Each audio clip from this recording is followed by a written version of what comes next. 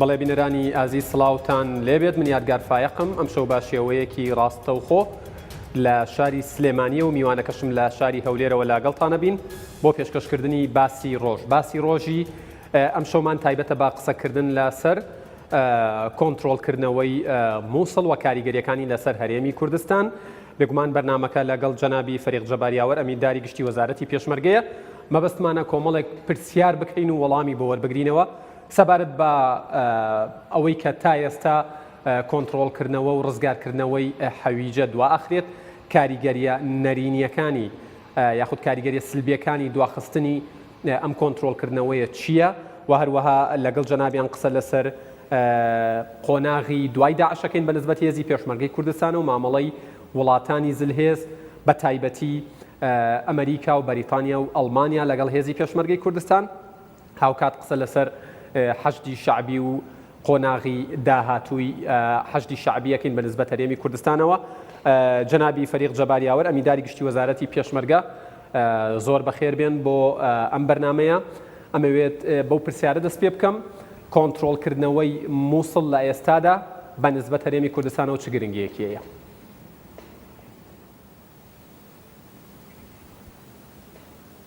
سپاستانەکەم. سڵاو ڕێزم هەیە بۆ بینەدان مەگشتی بۆ هێزەکانی پێشمەرگەی قارەمان کە ئێستا لەوەرەکانی شەڕدان بۆ کەسوکاری سەربەرزی شەهیدانی نەمر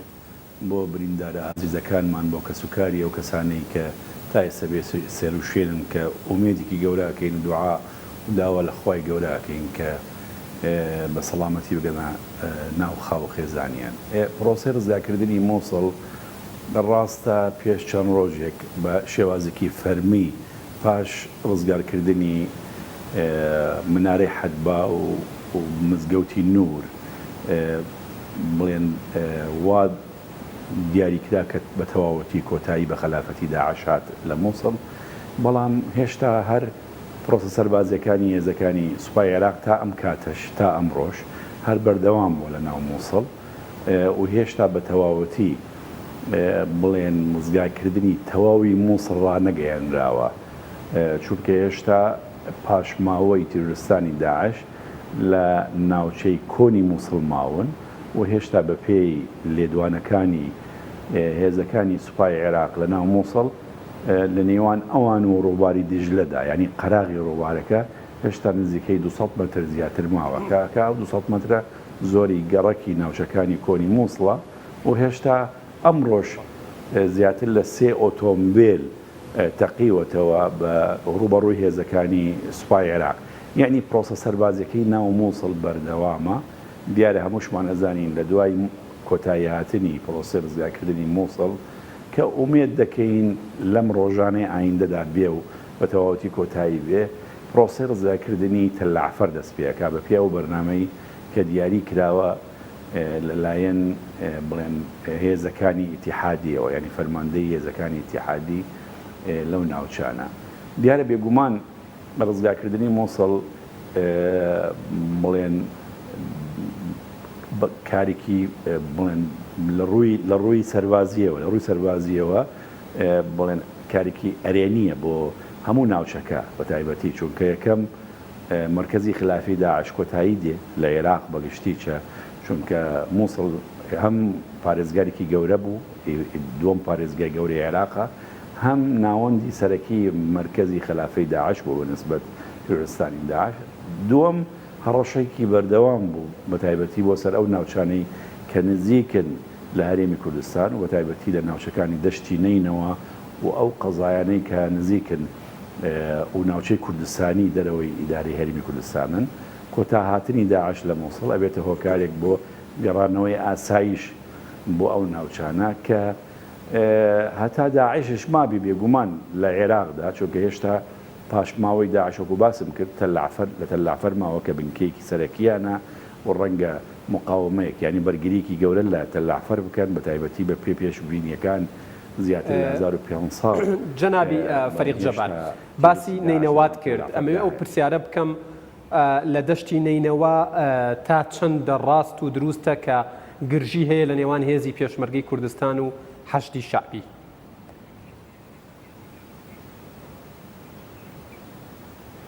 لە ئێستادا هیچ جۆرە گرژیەک نییە لە ئێستادا هیچ جۆرە گرژیەک نەبوو بەڵێ پێشماوەیەک جۆرێک لە گرژی هەبوو بە تایبەتی لە سەرەتای دەستپێکردنی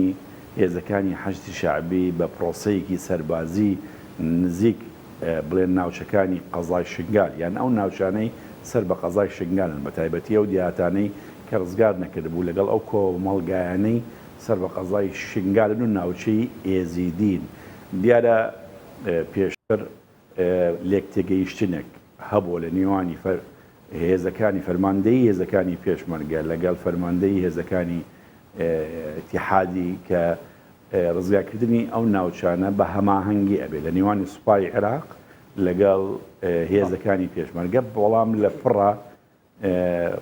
بڵێن پلانەکە گۆڕاوە و بەهۆی حەشدی شەعبیەوە ئەو ناوچانە ڕزگارکران لە سەرەتایی دەستپێکردنی پرۆسەکە جۆرێک لە گرژی هەبوو بەڵام دوای ئەوەی کە هاتنی فالح فەیاض بۆ هەرێمی کوردستان و کۆبنەوەی لەگەڵ بەڕێز سەرۆکی هەرێمی کوردستان لەگەڵ فەرماندەکانی هێزەکانی پێشمەرگە و بە هەمان شێواز هەندی کۆبنەوە لە ناوچەکان لە نزیک بەرەی شەڕدا لەوێ کرابوو لە نێوانی فەرماندەکانی هێزەکانی پێشمەرگە لەگەڵ فەرماندەکانی حەجی شەعبی ئەم گرژیە ڕەویەکراوە بۆ ئەوەی ئەم گرژیە ئەم بەرکەوتنەوە کۆوەی لە شنگال بینیمان ڕوونەداتەوە.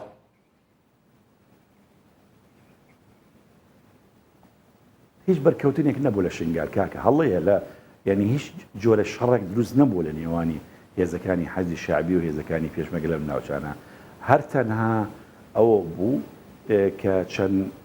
گول لە هاوۆنێک تەقێنرا بوو لەلایەن هێزەکانی حەزی شەعبی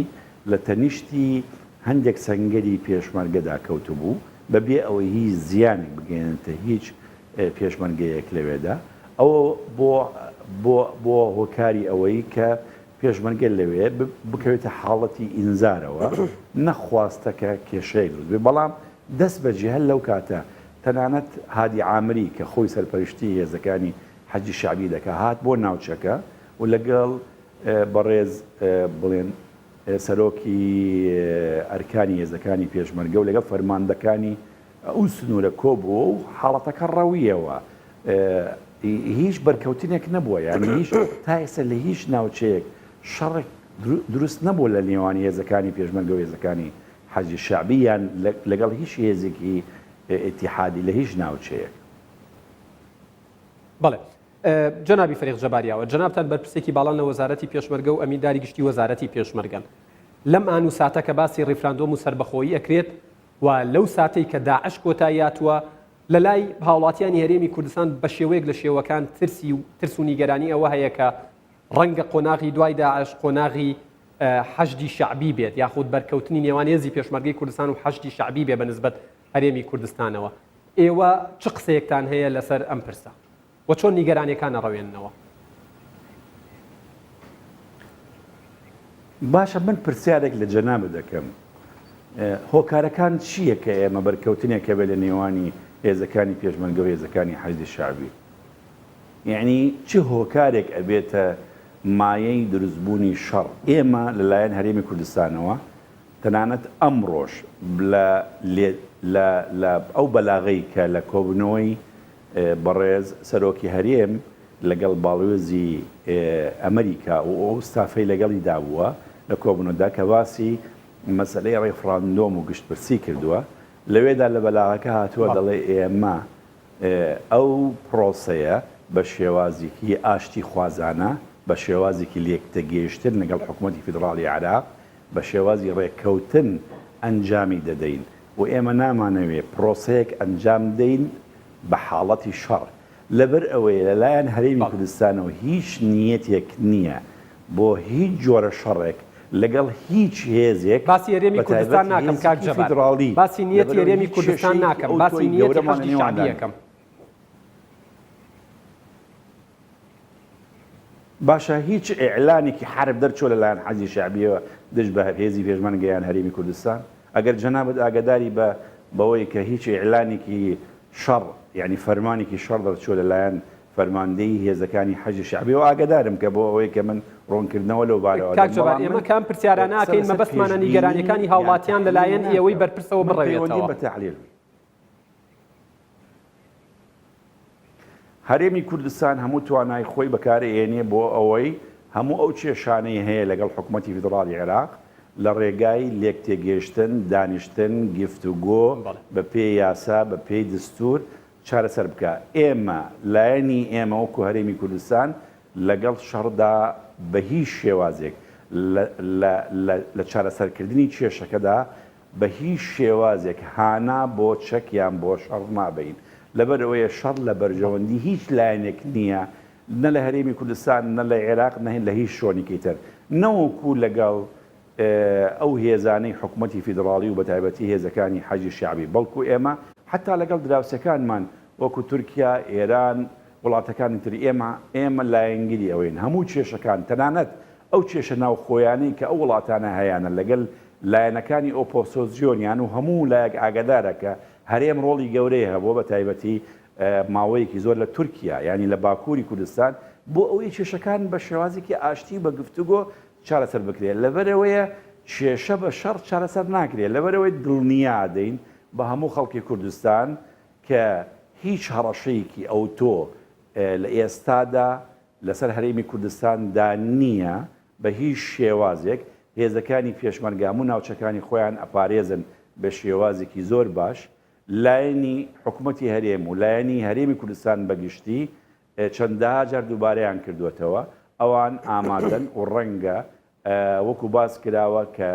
لە ئایندەدا وەفدی باڵای حکوومەتی هەرێم لەگەڵ حکوومەتی فیدراڵی عێراق، لەگەڵ وڵاتانی دراوسێ، لەگەڵ وڵاتانی ئەوروپا لەسەر بابەتەکانی گشتپرسی، لەسەر ڕیفراندۆم لەگەڵ ئەوانە گفتوگۆ بکە و بەتایبەت لەگەڵ لایەنی عێراقی ئێمە هەموو لێ پرسراوانی هەرێم باسی ئەوە دەکەن کە ئێمە ئەم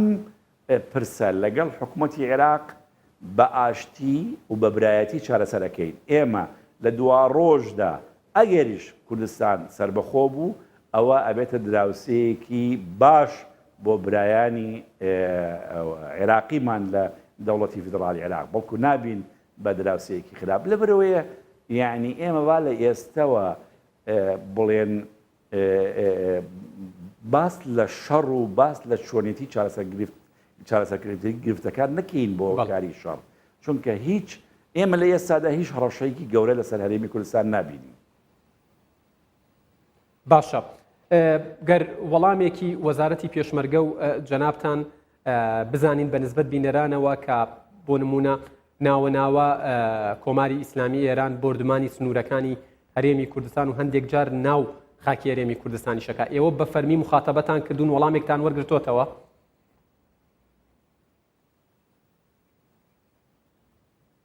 لە پرسیارەکە تێنەگەیشتم قوربان. بەڵێ، بە نسبەت بردومانکردنی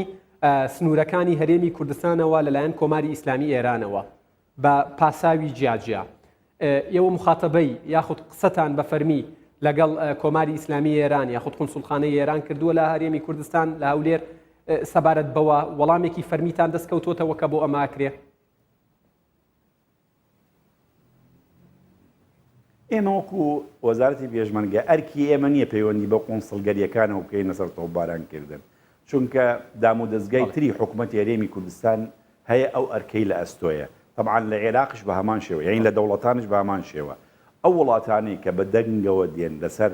تەجاوز لەسەر سنوور یان ئەو کێشانەی کە هەیەە لەگەڵ وڵاتانی دراوسێ، یەکەمین هەنگاو لەلایەن وەزارەتی دەرەوە ئەو پرسە دەکرێتەوە لەگەڵ وڵاتانی دراوسێ. هەرێمی کوردستانش فەرمانگەی پەیوەندیەکانی دەرەوەی هەیە. لە فەرمانگەی پەیوەندیەکانی دەرەوە بەشی ئێرانیە، یعنی بەشی جمهوری ئیسلامی ئێرانی هەیە. ئەبێ حکوومەتی هەرێم ڕاستەوخۆ لەسەر هەموو ئەو پرسانێک کە پەیوەندیدارن بە مەسەلەی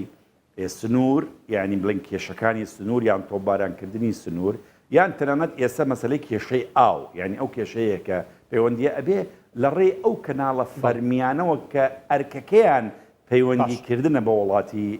دراوسەکان. و ئێمە ئەزانن نوێنەری فەرمیمان هەیە لە ئێران، ئێمە نوێنەری حکوومەتی هەرێمی کوردستان هەیە لە ئێران. ئەو نوێنەری حکوومەتی هەرێمی کوردستانە پەیوەندی ڕاستەوخۆی لەگەڵ فەرمانگەی پەیوەندیەکانی دەرەوەیە. بەڵام من باسی مەسەلەی جەنابی فەریق جەباریاوە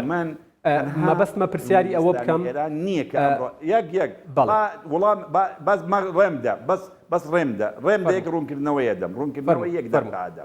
مەسەلەی تەجاوزکردن یان بردۆمانکردنی سنوور تەنها ئێران نییە، ئێران ئەمڕۆ تۆپبارانی سنووری کردووە لەو ناوچانە بەڵام لە ساڵ 2007 تا ئێستا حکوومەتی تورکیا ڕۆژانە سنوورەکان تۆپبارانەکە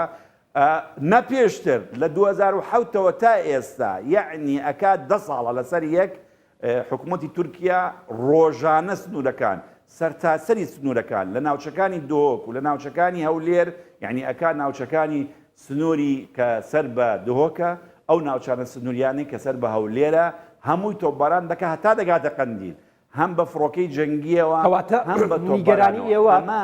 خۆی وەکو وەزارەتی پێشمەرگە جەنابی فەریق جەباریاوەر یعنی مەبەستم ئەوەیە نیگەرانی ئێوە وەکو وەزارەتی پێشمەرگە و هێزی پێشمەرگەی کوردستان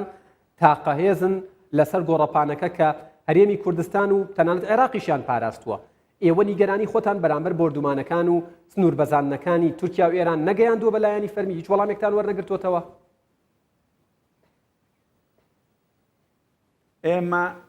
ئێمە هەموو بۆ زانینی بەڕێستان ئەو ئەرکەی کە ئەکەوێتە ئەستۆی ئێمە هەموو مانگێک ئەو بردومانکردنە چ بە تۆپ یان چ بە فڕۆکە بە هەر جۆرێک چەکێک کە ئەکرێ لە سەرتاسەری سنووری تورکیاوە لەگەڵ سنووری جمهوری ئیسلامی ئێران یعنی هەرێمی کوردستان لەگەڵ جمهوری ئیسلامی ئێران سنوورەکەی لەگەڵ هەرێمی کوردستان لەگەڵ تورکیا هەموو ئەو بڵێن پێشێلکاریەکە ئەکرێ لەسەر سنوور بە شێوازێکی فەرمی و بە ئیحداسیات و بە نووسراو ئەیدەین بە فەرمانگەی پەیوەندیەکانی دەرەوە فەرمانگەی پەیوەندیەکانی دەرەوە لە ڕێی کەناڵی خۆیان بە شێوازێکی فەرمی ئەیدەن بە وەزارەی دەرەوەی عێراق وەزارەی دەرەوەی عێراق خۆی لەگەڵ سەفارەتەکانی ئەو وڵاتانە لەبارەی ئەم بابەتەوە ئەدوێ یان نووسراوی فەرمیان بۆ ئەنێرێ و نووسراوەکان وێنەیەکی بۆ ئەمانێرێ ئێوە بۆ ئەوەی کە بزانن تا ئێستا ئێمە دەوڵەت نین ئێمە هەرێمێکین بەشێکین لە دەوڵەتی فیدراڵی عێراق بە پێی دستوری عێراق بە دەنگەوە هاتن لەسەر سنوورەکانی ئاوی پیادە و ئاسمان ئەوە ئەرکی دەوڵەتی فیدراڵیە ئەبێ داکۆکی لەسەر بکە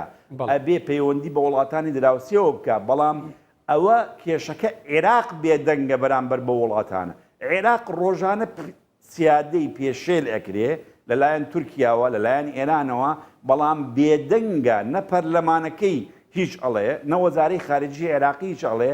بەڵام ئێمە بە شێوەی کەناڵی فەرمی خۆمان وەکو ئەرکی خۆمان هەموو پێشەلکارەکان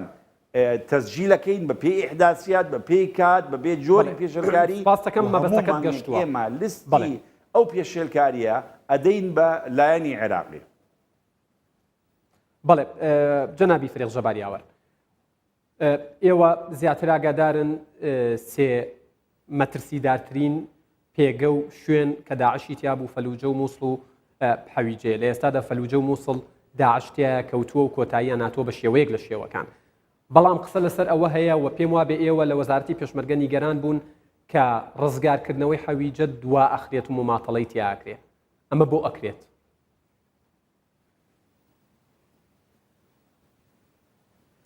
بەڵێ ئێمە بڕیار وە بۆ ڕزگارکردنی حەویجە بەر لە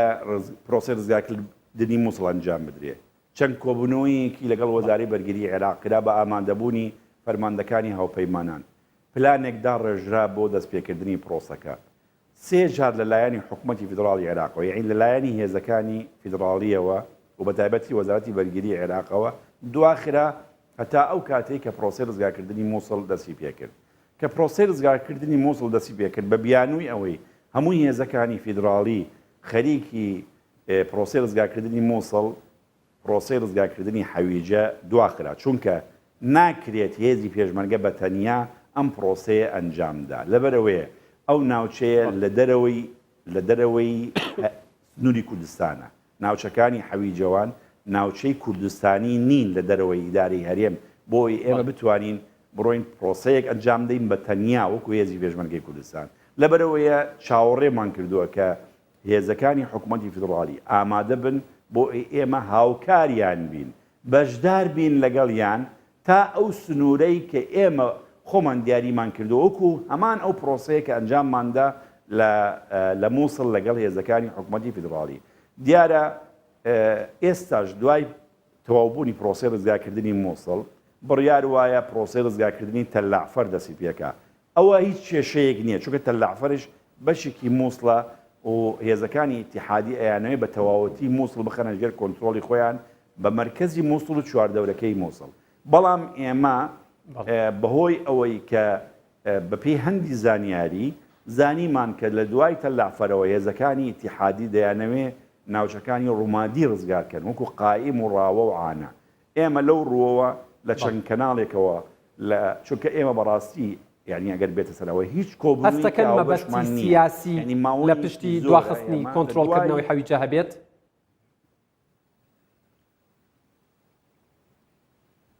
ناتوانم بڵێم یعنی من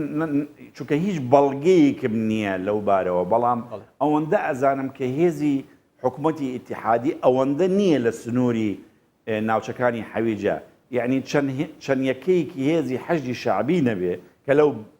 لەو ناوچەیەن هیچ هێزێکی سوپای عێراق یان هێزەکانی پۆلیسی فیدراالی نییە لەو ناوچەیە کە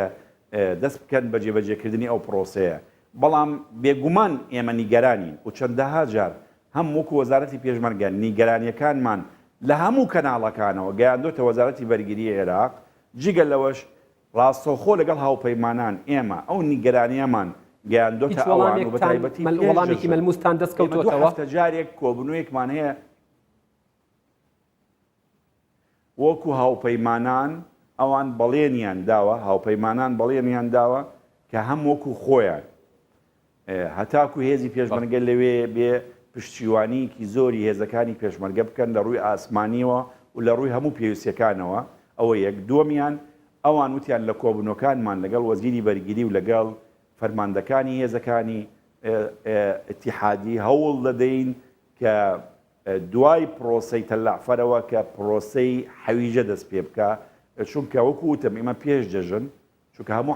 دوو هەفتە جاری کۆبنوویەکمانەیە لەگەڵ هەموو نوێنەری هێزەکانی هاوپەیمانان لە کوردستان کە زیاتر لە 13 وڵات نوێنەری هەیە بە سەرۆکایەتی ئەمریکا. ئێمە بە فەرمی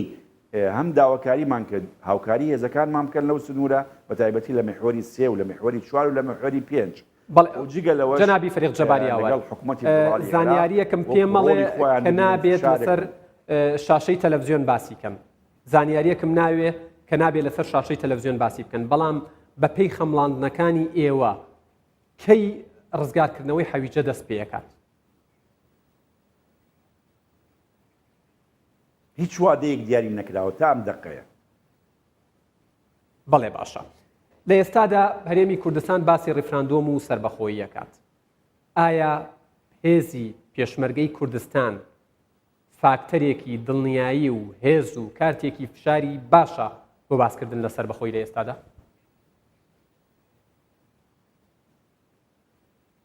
من دەربارەی مەسەلەی ڕیفراندۆم و سربەخۆیی ئەمە بابەتێکە لە نێوانی لایەنە سیاسیەکان گفتوگۆیەکی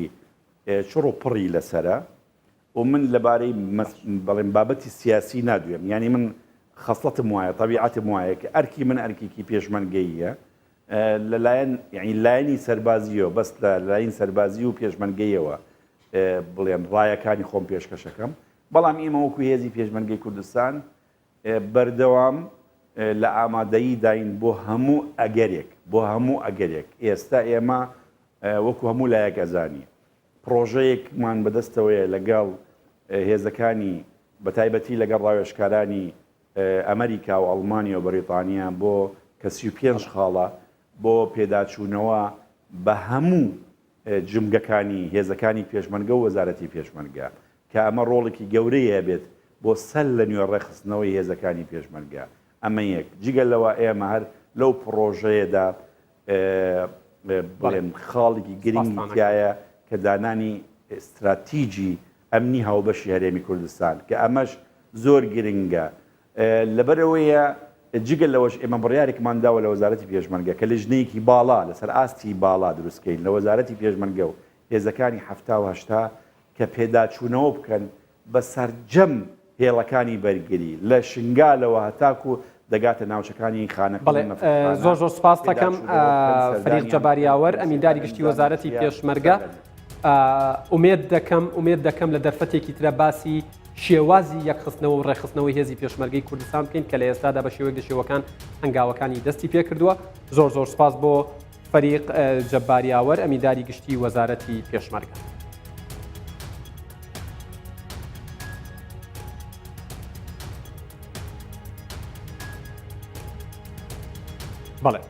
بەڵێ بینەرانی ئەزیز